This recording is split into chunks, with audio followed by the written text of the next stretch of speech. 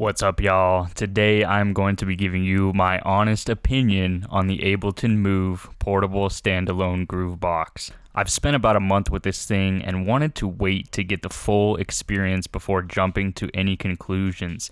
I've spent the last month really pushing this thing to its limits, finding its limitations, and even finding some workarounds for those limitations. Real quick, I'm going to show you how to extend the track limit on the Ableton Move. No BS.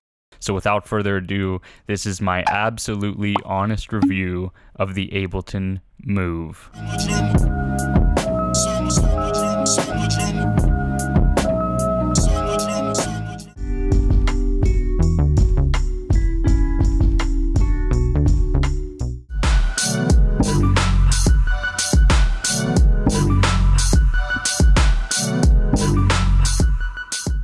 So what do you get for $450? Well, you get the standalone portable groove box that is Ableton Move.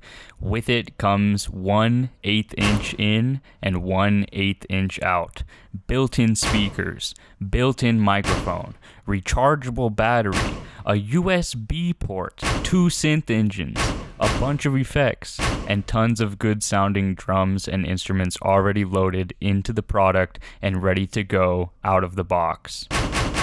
So you'll be able to sample, synthesize sounds, sequence, and edit patterns for 4 independent tracks completely standalone. And peep my other video to see how to get many more tracks than just 4.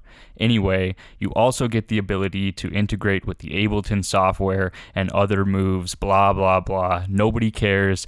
In comparison, this is like an SP404, an OP1, and an Ovation Groove Box all had a baby, and it's still a baby. You know, we only technically have 4 tracks, and the ins and outs are incredibly limiting.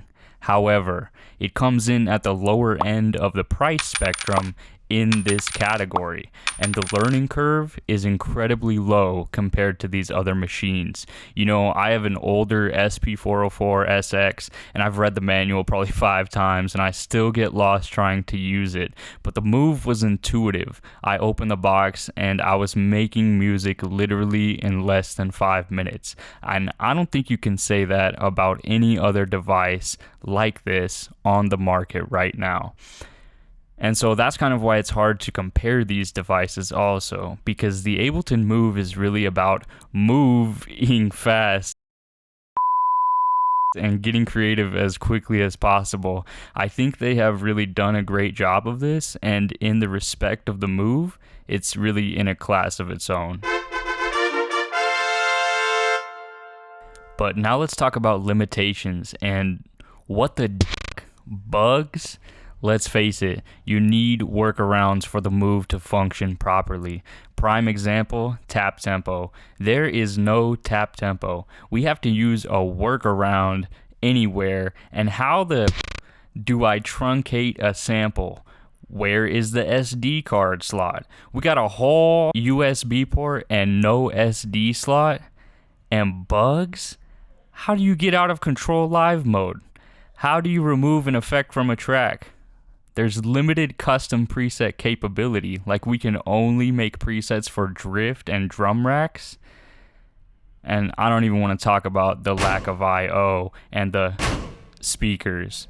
Those last 2 aren't really bugs, but it's just so disappointing that I'm including them as bugs so that the product manager knows where I stand. I know someone defended these wimpy 1/8 inch single in and out, and I hope that they are doing great. But honestly, if that's what kept it at this price point, I might forgive them. Because now let's talk about benefits. $450. It's under $500 for an Ableton product. An Ableton standalone product for under $500. It's unheard of. It's got incredible sounds built on a high quality hardware, and there is a really flawless file transfer system. I honestly don't know any other hardware that has this file transfer technology. You literally connect 2 devices to the same Wi-Fi, the Move and whatever you want to transfer files from, and you're moving files just like that. You can also download anything you've recorded. It's pretty amazing. And not to mention, this thing is completely portable. The battery life is awesome, and furthermore, it is absolutely beginner friendly. The things it does very well. The sequencer is powerful, and MIDI capture just works out of the box. In fact, the features are so good that they unlock workarounds for its own limitations. So with all that said, what is my honest recommendation? The Ableton Move is fire. A couple updates can make it even better, and I know that they have the technology. I think they could very easily expand the track limit even if they wanted to. I truly believe that they could very easily expand the track limit on this overnight with a simple update. I also think it would be great to get a lot more control over the presets. However, that function is still in beta, so maybe we will get wavetable presets, because that's one of the amazing synths that the Move comes with. So overall, I really wish there were more ins and outs, but if that is what had to be done in order to maintain the $450 price point, then it will do, and it does get the job done. It's honestly a really great product for standalone enthusiasts and even beginners who want to try out music production. I think that's a really cool niche that it covers. Overall, the Ableton Move is a high quality piece of gear that I would highly recommend. And if you're still hating on this thing, I'm sad for you, because you're just mad that we are having fun. Peace.